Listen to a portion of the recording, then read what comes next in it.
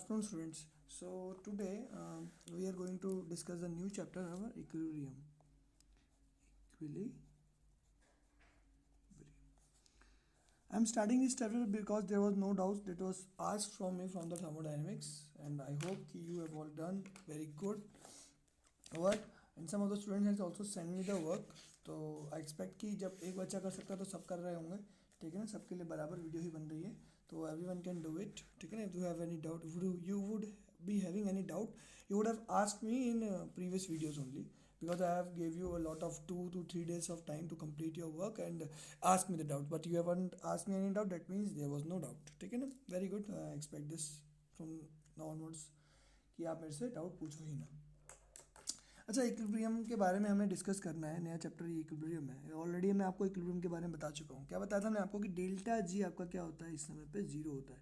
अगर delta G आपका zero हो जाए तो स्टेट क्या कहलाती है, आपकी इक्विलिब्रियम स्टेट कहलाती है। इक्विलिब्रियम स्टेट हम इसके बारे में और 3-4 बार पहले बात कर चुके हैं।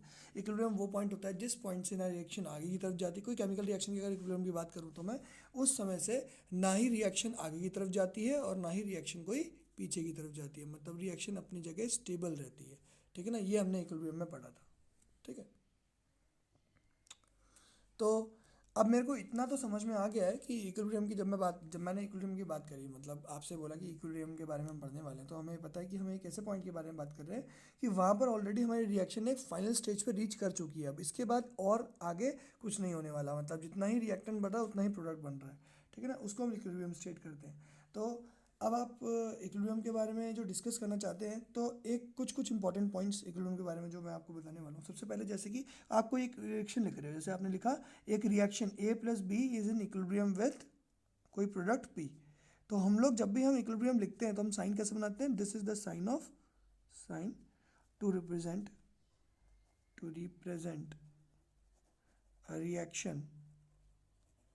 Reaction in equilibrium. किसमें, इन इक्विलिब्रियम। तो ये साइन है हमारा जो कि रिएक्शन को बताता है कि रिएक्शन कैसी है, इक्विलिब्रियम में। इसका मतलब ये है कि हर मोमेंट पे क्या हो रहा होगा, ए और बी बन रहे हैं और पी बना रहे हैं, और उसी मोमेंट पे पी जो है वो टूट रहा है और ए और बी बना रहा है। दैट मीन्स हर मोमेंट पे फॉरवर्ड डायरेक्शन और मतलब फॉरवर्ड और रिवर्स दोनों का रेट क्या है, रेट मतलब होने का काम होने के लिए जो उसको समय लग रहा है, जो स्पीड है उसकी क्या है, सेम है। तो हम क्या लिखेंगे, when the rate of forward reaction is equal to the rate of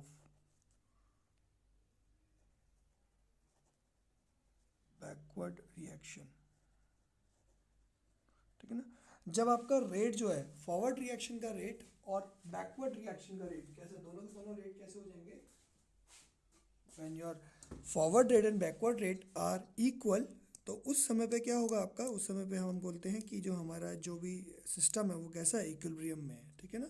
अब इस समय हमारा सिस्टम जो है वो इक्विलिब्रियम में है, यानी कि सिस्टम हमारा और आगे नहीं बढ़ेगा ना ही घटेगा। दैट मीन्स इक्विलिब्रियम का मतलब ये कि जितना अमाउंट इसका है उतना अमाउंट, जितना अमाउंट इन दोनों का है और जितना अमाउंट इसका है वो एक कांस्टेंट वेट पे आ गया। फॉर एग्जांपल कि आपने स्टार्टिंग में, अगर मैं ऐसे ही कोई रिएक्शन लिखता हूँ, आपके सामने लिख रहा हूँ क्या रिएक्शन, H2O लिक्विड से मैं क्या कर रहा था, इसको हीट अप कर रहा था, और मैंने क्या किया, इसको हीट अप करने के बाद क्या किया, इसको H2O गैस में बनाया, ठीक है ना। ये वेपर्स आ गई मेरे पास, ठीक है ना। अब आपको एक बात पता होगी, इवेपोरेशन, मैंने आपको पहले ही बताया कि इवेपोरेशन का जो प्रोसेस है वो कब होता है, evaporation occurs below the melting point से नीचे ही हो जाता है क्या आपका इवेपोरेशन, ठीक है ना। तो ये हमने बोला क्या, एक्चुअली हुआ क्या है कि आपने कोई अगर एक ग्लास उठा रखा है, उसमें आपने पानी पर फिल कर रखा है, तो पक्का है कि यहाँ वाटर वेपर्स भी होंगी, ठीक है ना। वो जो वेपर्स हैं वो गैस है, ठीक है ना। तो एक पर्टिकुलर टेम्परेचर होगा यहाँ पर। फॉर एग्जांपल अभी टेम्परेचर कितना है, अभी अगर मैं देखूँ इस समय टेम्परेचर कितना है, हमारा टेम्परेचर इस समय चल रहा होगा अराउंड 15 डिग्री सेल्सियस, ठीक है ना। तो 15 डिग्री सेल्सियस पे ऐसा मान सकते हैं कि 15 डिग्री सेल्सियस पे अगर मैंने कितना पानी लिया है, मैंने लिया है अगर 250 ml वाटर लिया है, 250 ml वाटर के साथ इसमें यहाँ पर कितना होगा 5 ml क्या है मेरे पास H2O बनी हुई होगी, ठीक है ना। आपने 250 ml पानी डाला तो उसमें गैसियस वेपर्स भी होगी 5 ml, और टोटल इसका वॉल्यूम कितना हो जाएगा 255 ml हो जाएगा, ठीक है ना। तो ये किस कंडीशन की बात है, जब हमारा 15 डिग्री सेल्सियस टेम्परेचर था। अब 15 डिग्री सेल्सियस टेम्परेचर पे इसका इक्विलिब्रियम पॉइंट क्या है, ये 250/5, ये रेशियो है इक्विलिब्रियम पॉइंट। मतलब अगर ये 250 है तो ये 5 होगा, तो 5/250 जो है हमारा ये रेशियो बना हुआ है। तो इसका मतलब अगर आपने इतने 15 डिग्री सेल्सियस में यहाँ पर वाटर कितना लिया, अगर वाटर में कितना ले लूँगा 1000 ml ले लूँ, ठीक है ना। तो उसके एस्पेक्ट में इसका अमाउंट कितना होना चाहिए, तो इसी ऐसे ही लिखेंगे 5/250 इक्वल टू x/1000, तो कितना आ जाएगा 5 5 से 25, 0 से 0 गया, 5 2 से 10, तो x की वैल्यू कितनी आ जाएगी यहाँ पर 20 ml। तो हमने क्या देखा, हमने ये देखा कि जो H2O गैस है वो मेरी क्या कितनी हो गई, तो ये रेशियो मेंटेन रहा, मतलब अभी भी इक्विलिब्रियम पॉइंट मेंटेन है, क्योंकि टेम्परेचर मेरा वही है कितना 15 डिग्री सेल्सियस। अगर मैं टेम्परेचर बढ़ा देता, फॉर एग्जांपल मैं गर्मियों की बात करूँ, तो गर्मियों में क्या हो रहा है, टेम्परेचर मेरा ज़्यादा चला गया, रेगुलर टेम्परेचर कितना चाहता है 40 डिग्री सेल्सियस चला जाता है मान लेते हैं।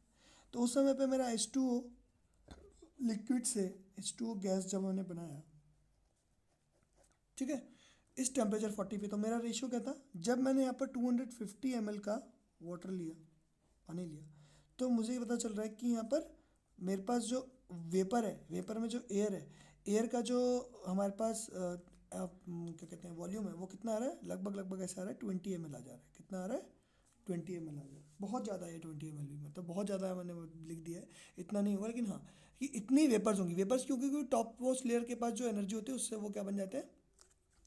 तो अब मैं एक बात कहूँ कि जब मैंने 270 ml लिया, इसका 270 ml लिया था, तो उसमें 250 ml जब मेरे पास नीचे भरा हुआ था, यहाँ पर जो मार्क 250 ml था, तो ऊपर वाटर वेपर कितनी थी, इतनी थी। क्यों, क्योंकि बाहर का टेम्परेचर इतना ज़्यादा है, टेम्परेचर ज़्यादा है, इस वजह से यहाँ पर ज़्यादा वेपर आपको दिख रही है, ठीक है ना। तो जैसे टेम्परेचर बढ़ाते जाऊँगा यहाँ की वेपर और बढ़ती जाएगी। तो अगर मैं 255 ml ही लेता तो यहाँ पर कितना रह जाता मेरा, लगभग 240 ml रह जाता, या और हाँ और कम हो जाता है, यहाँ पर 235 ml रह जाता, या 20 ml हो जाता, लगभग ऐसा रेशियो मेरा आता, ठीक है ना। तो 250 ml में भी हम वो मेंटेन करेंगे, लेकिन यहाँ पर रेशियो मेंटेन रहा है, इसलिए मैं आपको ये समझाने की कोशिश कर रहा हूँ। अब अगर मैंने इसकी जगह 100 ml कर दिया इसे, 100 ml कर दिया इसे, तो अब कितना होगा यहाँ पर, ये 250 में 20 है, तो ये कितना हो जाएगा यहाँ पर 80 ml। तो आपने देखा कि 1 लीटर पानी के ऊपर कितना 80 ml आपकी वाटर वेपर्स वहाँ पर अवेलेबल होगी, कितने, जब टेम्परेचर आपने 40 पर दिया। जितना आप टेम्परेचर बढ़ाते जाओगे वहाँ पर उतनी ज़्यादा क्या हो जाएगी, आपकी वेपर आती जाएगी। तो क्यों आ रही है वेपर, कन्वर्ट क्यों हो रही है, क्योंकि वाटर जो है वो वेपर में और कन्वर्ट होता जा रहा है, ठीक है ना, उतना हमें वाटर वहाँ पर मिल नहीं रहा है, ठीक है ना, इवेपोरेट होता जा रहा है। वही पानी जो है, मतलब इसी अगर मैं इतने ही ml में, अगर मैं 255 ml के साथ ही ऐसा काम करता तो हो सकता था मेरे को यहाँ पर टेम्परेचर बढ़ाते ही, अगर टेम्परेचर 15 से मैं कितना 40 ले गया टेम्परेचर, तो मेरा ये 235 ml रह गया, और हो सकता था ये 20 ml हो जाए, ठीक है ना। उसी समय ऐसे करना चाहिए, तो रेशियो जो मेरा चेंज हो गया। अभी भी क्या है, इक्विलिब्रियम में आ चुके हैं, मैं जब भी मैं बना रहा हूँ उसका मतलब इक्विलिब्रियम, मतलब कुछ टाइम लगेगा ये वाली कॉन्फ़िगरेशन आने में, लेकिन इस कॉन्फ़िगरेशन के आने के बाद जितना वेपर्स जो होंगी वाटर में मिक्स होकर वाटर बन रहे होंगे, उतना ही वाटर निकल के क्या बना रहा होगा, वेपर बना रहा होगा। तो ये प्रोसेस क्या होता है, जो ये प्रोसेस आगे और फ्रंट और बैकवर्ड के रिएक्शन की जब स्पीड बराबर हो जाती है, रेट बराबर हो जाते हैं, इस इक्विलिब्रियम को हम क्या बुलाते हैं, डायनामिक इक्विलिब्रियम। जो मैंने आपको वाटर टैंक वाला केस पढ़ाया था, वो केस किसका था, dynamic equilibrium. This is known as dynamic equilibrium when this is, ये जो मैंने ऊपर लिखा है ये क्या है, डायनेमिक इक्विलिब्रियम है, ठीक है ना। तो आपको समझ में आ रहा है कि कंसंट्रेशन अगर क्या कर रहे हैं, हर समय जितनी बढ़ रही है उतना ही उस सेकंड में उतनी ही वहाँ से घट भी रही है। मतलब आपने क्या किया, इस सेकंड में आपने H2O से लिक्विड में कन्वर्ट किया, इसकी कंसंट्रेशन बढ़ाने की कोशिश करी, जितनी आपने कंसंट्रेशन इसकी बढ़ाई उतनी ही कंसंट्रेशन इसकी कम हुई और वापस क्या हुआ, लिक्विड बन गया। जब भी आपका ऐसा कोई आपको केस दिखेगा कि आपका लिक्विड से गैस बन रहा है, फिर गैस से वापस लिक्विड बन जा रहा है, तो उसको हम क्या बुलाते हैं, डायनेमिक इक्विलिब्रियम बुलाते हैं। और किसी मिक्सचर का, for example if a mixture, आपने कोई मिक्सचर बनाया, ठीक है ना, किसका, ऐसे मान लो कि आपने क्या बनाया, वाटर और सॉल्ट का मिक्सचर बनाया फॉर एग्जांपल, आपने ये आपने मिक्सचर बनाया। जब आपने मिक्सचर बनाया तो आपको पता है कि वाटर में जब आप सॉल्ट मिलाते जा रहे हो एक टेम्परेचर पे, गिवन टेम्परेचर पे, वो एक पॉइंट पे सैचुरेशन पे आ जाएगा, ठीक है ना, ये आपको पता है।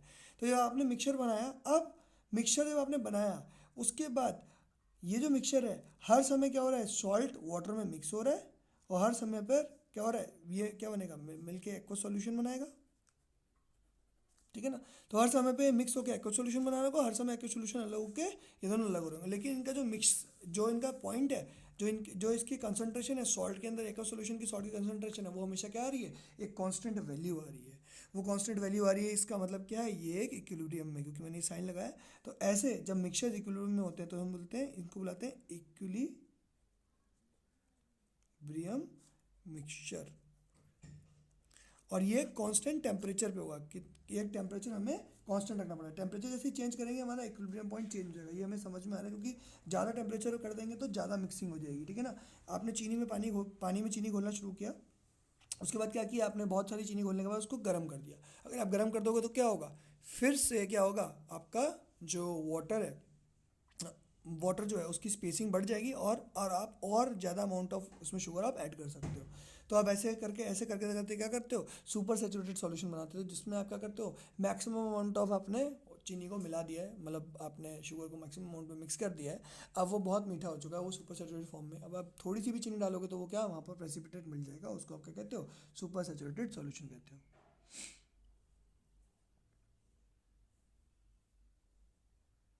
ठीक है ना, तो इतना आप लिखो, पहले अपनी कॉपी में आप ये लिख लो, पॉज करो, इस चीज़ को लिखो। तो ये आपका जनरल इंट्रोडक्शन है, इंट्रोडक्शन में आपको लिखना है, तो आप इक्विलिब्रियम के इंट्रोडक्शन लिखेंगे, इक्विलिब्रियम के इंट्रोडक्शन में लिखेंगे, when the rate of forward reaction is equal to the rate of backward reaction it is known as equilibrium, at equilibrium delta G is equal to zero. और आगे ये लिख दोगे, तो ये आपका मेन इंट्रोडक्शन हो गया। उसके बाद एक केस ले लोगे आप, taking an example, this is an example लिखेंगे, ये वाला पूरा एग्जाम्पल लिखेंगे, फिर डायनेमिक इक्विलिब्रियम के बारे में लिखेंगे, ठीक है ना, कि ये डायनेमिक इक्विलिब्रियम है, ये जो मैंने बात करी पूरी डायनेमिक इक्विलिब्रियम है।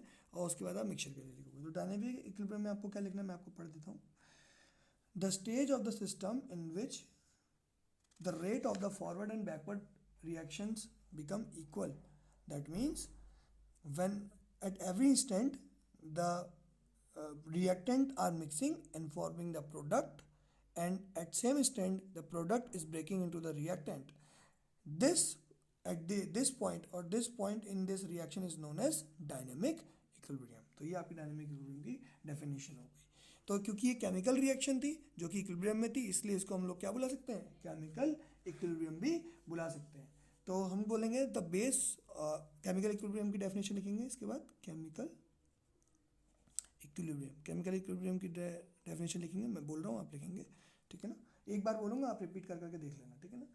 Based on the extent to which the reaction proceeds, ठीक है ना, कितने एक्सटेंट तक वो रिएक्शन हो सकती है, and reach a stable state, एक स्टेबल स्टेट पे जब कॉन्सेंट्रेशन सेम हो जाएगा, when reach a stable state, when concentration is in concentration comes in a fixed ratio, then that point is known as chemical equilibrium, ठीक है ना। तो chemical equilibrium तीन तरह से हो सकता है, या तो रिएक्शन हमारी होती नहीं है, अगर बिल्कुल नहीं होती तो क्या होगा, थोड़ी सी होगी रिएक्शन और उसके बाद होना बंद हो जाएगी, यानी कि उसके लिए हमारे पास प्रॉपर एनर्जी नहीं है, डेल्टा जी की वैल्यू बहुत कम नेगेटिव थी, बहुत छोटा सा नेगेटिव वैल्यू थी, इसलिए थोड़ी सी रिएक्शन हुई और फिर उसके बाद डेल्टा जी उस समय जीरो हो गया, थोड़ी सी रिएक्शन हुई और हमारा इक्विलिब्रियम पॉइंट आ गया। तो जब तक डेल्टा जी नेगेटिव रहता है तब तक तो हमारी क्या इक्वेशन फॉरवर्ड प्रोसीड करती जाती है, ठीक है ना। जैसे जीरो होता है वहाँ पर रुक जाती है, ऐसे ही होता है, ऐसे ही। तो यानी कि इसका मतलब क्या है, हमारे डेल्टा जी पे डिपेंड करता है रिएक्शन हो रही है, तो डेल्टा जी जब तक नेगेटिव है तब तक तो रिएक्शन कैसी प्रोसीड होगी, फॉरवर्ड डायरेक्शन में, ठीक है ना। और डेल्टा जी पे आके जब जीरो हो जाएगा तो रिएक्शन क्या हो जाएगी, स्टॉप हो जाएगी, ठीक है ना, स्टॉप हो जाएगी और हमारा इक्विलिब्रियम पॉइंट हो जाएगा। ऐसे ही अगर डेल्टा जी मेरा किसी रिएक्शन का क्या होगा, पॉजिटिव होगा, तो रिएक्शन क्या होगा, अपने आप पीछे बैकवर्ड डायरेक्शन में जानी शुरू हो जाएगी, और कब तक जाएगी, जब तक डेल्टा जी जीरो हो जाएगा। और डेल्टा जी जब जीरो हो जाएगा तो वो क्या हो जाएगा, रुक जाएगी। तो किसी का डेल्टा जी बहुत ज़्यादा नेगेटिव है तो वो उसका इक्विलिब्रियम पॉइंट बहुत देर बाद आएगा, किसी का कम नेगेटिव है तो वो जल्दी आ जाएगा, और किसी का अगर पॉजिटिव है तो वो बैकवर्ड डायरेक्शन में चली जाएगी, वो रिएक्शन आगे जाएगी ही नहीं। ठीक है ना, ठीक है ना। These are known as different types of equilibrium. इसके बाद एक इक्विलिब्रियम और पढ़ना है हमें, आयनिक इक्विलिब्रियम, उसको हम अपने नेक्स्ट पार्ट में पढ़ेंगे, इस पार्ट में नहीं पढ़ेंगे। इस पार्ट में हम सिर्फ केमिकल इक्विलिब्रियम और कैसे फेस ट्रांसफॉर्मेशन जब हो रहे हैं उस समय पे कैसे इक्विलिब्रियम पे रहते हैं उनके बारे में पढ़ेंगे। ठीक है ना। तो अभी तक हमने कुछ चीज़ें पढ़ी। क्या पढ़ा? इक्विलिब्रियम क्या होता है, हमने ये पढ़ा कि कैसे उसको डिफाइन किया जाता है, फिर एक एग्जांपल लिया, उस एग्जांपल से समझा कि डायनेमिक इक्विलिब्रियम क्या होता है, फिर हमने देखा कि मिक्सचर का इक्विलिब्रियम मिक्सचर किसे कहते हैं, जिस मिक्सचर को जो मिक्सचर क्या होता है जब मिक्स हो जाता है उसके बाद उसकी कॉन्सेंट्रेशन चेंज नहीं होती तो उसको हम इक्विलिब्रियम मिक्सचर कहते हैं। और फिर हमने क्या पढ़ा कि केमिकल इक्विलिब्रियम क्या होता है। ठीक है ना, हमने ये पढ़ा कि केमिकल इक्विलिब्रियम क्या होता है और कैसे कैसे हमारे केमिकल इक्विलिब्रियम तीन तरह के होते हैं कि जिसमें डेल्टा जी नेगेटिव और डेल्टा जी जीरो और डेल्टा जी पॉजिटिव हो। तो लिखोगे आप chemical equilibrium can be classified into three categories. लिखो इसको, केमिकल इक्विलिब्रियम की तीन कैटेगरीज हैं। पहली कैटेगरी ये वाली, फिर ये वाली, फिर ये वाली, तीनों की बात करते हैं। ठीक है ना, पहली ये कैटेगरी, दूसरी ये कैटेगरी, तीसरा जिसमें डेल्टा जी कम नेगेटिव है। तो पहला लिखेंगे हम लोग when delta G is high negative. ठीक है ना, when delta G is high negative. ठीक है ना, the reaction that proceeds nearly to the completion, इसका मतलब एकदम कंप्लीट हो जाए, nearly to the completion, and only negligible concentration of the reactants are left, बहुत कम अमाउंट ऑफ रिएक्टेंट हमारे बचते हैं। ठीक है ना, are left in some cases even it is not possible to recognise the reactants, कुछ सारे के सारे रिएक्टेंट मिक्स हो जाता है। ठीक है ना, ऐसा भी होता है। तो these reactions are known as, then these reaction in these reaction the delta H is high negative। ठीक है ना, तो ये रिएक्शन क्या है, हाई नेगेटिव वाली रिएक्शन है। सेकंड लिखेंगे, पहली तो ये होगी, दूसरी लिखेंगे the reactions in which only small amount of product is formed, that is the concentration of product is nearly unchanged। Starting में जितना प्रोडक्ट हमने देखा था कि बहुत कम है और अभी भी बहुत कम ही है। ठीक है ना, बिल्कुल बना ही नहीं है, ऐसी रिएक्शन का डेल्टा जी बहुत छोटा नेगेटिव होता है। ठीक है ना, तो for this reaction delta G is very less negative. ठीक है ना, बहुत छोटी वैल्यू है, स्मॉलर वैल्यू है नेगेटिव की, and the reaction doesn't proceed much. ठीक है ना, reaction doesn't proceed much and equilibrium stage reach at very initial points. ठीक है ना, इक्विलिब्रियम स्टेट बहुत जल्दी आ जाती है। ठीक है ना, तो ये दूसरी तरह की रिएक्शन होगी। और तीसरी तरह की रिएक्शन क्या होगी, the reaction in with the concentration of reactant and products never change. तो वो कैसी हो जाएगी, हमारी डेल्टा जी पॉजिटिव हो जाएगी। ठीक है ना, तो डेल्टा जी पॉजिटिव है मतलब बैकवर्ड डायरेक्शन में रिएक्शन जानी चाहिए थी, लेकिन हम ऑलरेडी कुछ कर चुके हैं कि रिएक्शन आगे की तरफ हो चुकी है। तो हम देखते हैं कि रिएक्शन ना आगे बढ़ रही है ना पीछे जा रही है, तो वो क्या है, एकदम इक्विलिब्रियम पॉइंट पे है। तो तीसरी रिएक्शन है एट इक्विलिब्रियम पॉइंट, जब हमारी रिएक्शन कहीं भी आगे पीछे नहीं जा रही है, कैसी है, इक्विलिब्रियम पे। तो डेल्टा जी कैसा हो जाएगा वहाँ पर, नियर अबाउट जीरो। ठीक है ना, delta G is near about zero. ठीक है ना, इसकी बात नहीं करते हैं, इस रिएक्शन की क्या होती है, पीछे की तरफ होती है। तो तीन कैटेगरी हमने तोड़ी, delta G high negative, delta G low negative और delta G equal to zero. ठीक है ना, तो ये हमारे तीन केमिकल इक्विलिब्रियम आ गए। ठीक है ना, अगर हम लोग किसी आयनिक कंपाउंड को डालते हैं तो उसके आयन्स टूट जाते हैं वाटर में डालने के बाद। तो वाटर में जब आयन्स टूट जाते हैं तो कंसंट्रेशन ऑफ आयन अगर एक पॉइंट पे जाकर रुक जाती है और ज़्यादा डिसोसिएशन नहीं होता, डिसोसिएशन मतलब टूटना बंद हो जाते हैं, तो उस पॉइंट को हम लोग आयनिक इक्विलिब्रियम कहते हैं। ये आयनिक इक्विलिब्रियम हम लोग नेक्स्ट पार्ट में पढ़ेंगे, इस पार्ट में नहीं पढ़ेंगे, मैं आपको ऑलरेडी बता चुका हूँ। ठीक है ना, तो इतना हमें समझ में आ रहा है, हमें यहाँ तक समझ में आ चुका है कि हमने क्या कितने तरह के हमारे पास इक्विलिब्रियम होते हैं। अब इक्विलिब्रियम इन फिजिकल प्रोसेसेस देखते हैं कि कैसे होते हैं। ठीक है, फिजिकल प्रोसेस जैसे मतलब फिजिकल प्रोसेस किसे कहते हैं, फिजिकल प्रोसेस कोई भी आपका क्या हो, फेस ट्रांसफॉर्मेशन हो। फॉर एग्जांपल लिखते हैं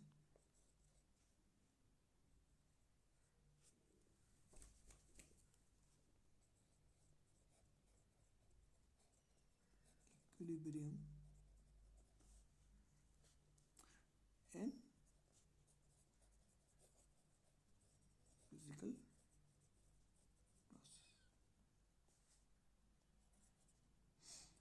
फिजिकल प्रोसेसेस क्या होते हैं, कोई भी अगर आपका फेस ट्रांसफॉर्मेशन हो रहा है वो क्या कहलाता है, physical process. It is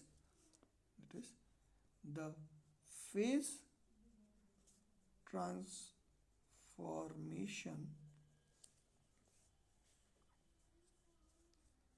of a substance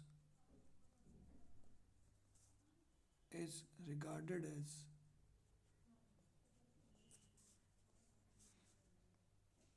physical process, जहाँ पर केमिकल एक्टिविटी हमें ना दिख रही हो, ठीक है ना, सिर्फ फेस ट्रांसफॉर्मेशन हो रहा होगा, that is from solid to liquid, ये फेस ट्रांसफॉर्मेशन हो सकता है, लिक्विड टू गैस हो सकता है, और सॉलिड टू गैस हो सकता है, वाइस वर्सा। वाइस वर्सा क्यों लगा दिया, उल्टा ट्रांसफॉर्मेशन होगा तो भी उसे हम फेस ट्रांसफॉर्मेशन कहेंगे। तो सॉलिड फेज से लिक्विड फेज, लिक्विड फेज से गैस फेज, या सॉलिड फेज से गैस फेज। सबसे पहले हम पढ़ने वाले सॉलिड लिक्विड इक्विलिब्रियम, ठीक है ना, इसका इक्विलिब्रियम पढ़ना है। सॉलिड लिक्विड इक्विलिब्रियम के बारे में बात करेंगे। तो सॉलिड लिक्विड इक्विलिब्रियम हम सबसे अच्छा केस क्या है हमारा, आइस और वाटर का। तो आइस और वाटर दोनों कितने डिग्री सेल्सियस पे हमें मिल जाते हैं, कितने डिग्री सेल्सियस पे मिल सकते हैं, when temperature is 0 degree Celsius, क्योंकि 0 डिग्री सेल्सियस पे क्या होता है, आइस भी होती है, वाटर भी होता है। यानी कि ये प्रोसेस कहाँ पे होता है, ये प्रोसेस होता है हमारा मेल्टिंग पॉइंट पे। कौन से पॉइंट पे, मेल्टिंग पॉइंट। मेल्टिंग पॉइंट बोल सकते हो इस पॉइंट को, या फिर फ्रीजिंग पॉइंट भी बोल सकते हो, फ्रीजिंग पॉइंट, ठीक है ना। तो इस पॉइंट पे जो भी हमारा ट्रांसफॉर्मेशन होता है वो क्या होता है, लिक्विड से सॉलिड से लिक्विड होता है। यानी कि आपने क्या किया, H2O सॉलिड से ट्रांसफॉर्मेशन किया H2O लिक्विड में, ठीक है ना। इस समय पर बहुत कुछ अमाउंट ऑफ गैस जो हमारे पास आइस है वो पिघल गई होगी, वाटर में बन गई होगी, और हम बहुत देर तक देखते हैं कि अगर टेम्परेचर हमारा 0 डिग्री सेल्सियस उतना ही रहेगा और आप कोई हीट दे नहीं रहे हो, if heat transfer is stopped, ठीक है ना, देयर इज इक्विलिब्रियम तभी रहेगा जब आपकी हीट ट्रांसफर नहीं होगी। हीट ट्रांसफर कर दोगे, टेम्परेचर दे दोगे तो वहाँ पर, तो इनको हम बाद में डिस्कस करेंगे, मैं बगल में लिख लेता हूँ। If no heat is transferred, कोई ट्रांसफर नहीं हुई हीट, तो क्या होगा, जो कंसंट्रेशन है या ऐसे बोल सकते, the amount of water, concentration नहीं बोलेंगे यहाँ पर, water liquid and ice remains same, ठीक है ना। बहुत टाइम तक उनका अमाउंट सेम हो जाएगा। मतलब फॉर एग्जांपल आपने स्टार्टिंग में क्या किया, आपने बर्फ़ रखी और आपने पूरी, आपके पास बिल्कुल लिक्विड नहीं था, बर्फ़ से बिल्कुल लिक्विड नहीं था, लेकिन फिर आपने क्या किया, कुछ हीट अलाउ कर दी उसको लेने के लिए, तो उसने सराउंडिंग से हीट लेना शुरू करी और वो क्या हुआ, लिक्विड में कन्वर्ट होना शुरू हो गया, ठीक है ना। तो कुछ टाइम तक वो लिक्विड होता रहेगा, लेकिन अब आपने हीट देनी बंद कर दी कुछ टाइम बाद, तो क्या होगा, अब थोड़ा सा और ये लिक्विड में कन्वर्ट होने की कोशिश करेगा, लेकिन क्या होगा, उसने देखा कि हमारे पास इतनी एनर्जी तो है नहीं, तो उसने क्या किया, तो ये वापस जो पानी के पार्टिकल्स थे वो वापस आपस में पास आ गए और क्या बन गए, फिर से आइस बन गए। तो हमने देखा कि एट 0 डिग्री सेल्सियस और 273 केल्विन क्या हो रहा था इस समय पर, इस समय में क्या हो रहा था, हमारा जो मिक्सचर था वो एक स्टेबल पॉइंट पे आ गया, ठीक है ना।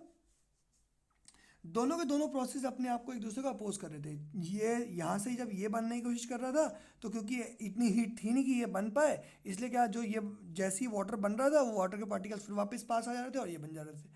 और जैसे ही फिर अब इसने होना पर, इसने कहा यार मेरे से तो हो नहीं रहा है काम, चलो इस इधर से इधर ही ले आते रिएक्शन को। तो जब वाटर के पार्टिकल ने मिक्स होकर क्या कर आइस बनाने की कोशिश करी, तो इनको समझ में आया कि हमारे पास इतनी एनर्जी लूज़ करने के लिए कोई जगह ही नहीं है। इन्होंने एनर्जी लूज़ कर रहे थे एनर्जी को, लेकिन सराउंडिंग तक एनर्जी गई नहीं, वापस इनके पास दोबारा वापस आ गई एनर्जी। तो पार्टिकल जो चिपके थे वो वापस से दूर हो गए और क्या बन गए, फिर से वाटर बन गए। तो जो फेस